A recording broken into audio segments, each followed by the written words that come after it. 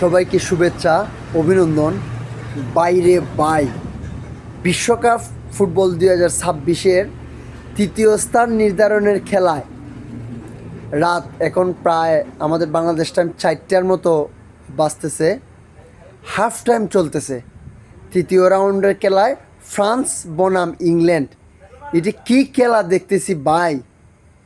গতিদানব Kylian Mbappe, Olise ওরা থাকা সত্ত্বেও টিমে এখন পর্যন্ত ইংল্যান্ড জুড বেলিংহাম এবং হ্যারি কেইন ছাড়া ওরা মাঠে নামছে।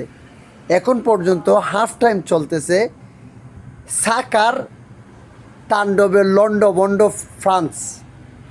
সাকা 2 গোল করছে, ডেকলান রাইস 1 গোল করছে, আরেকজন মিডফিল্ডার সম্ভবত 1 গোল। 4 গোল এখন পর্যন্ত ফ্রান্স বুক করেছে।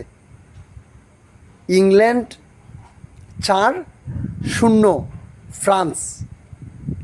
বাকি হাফ টাইমের পরের খেলা দেখার অপেক্ষায় রইলাম।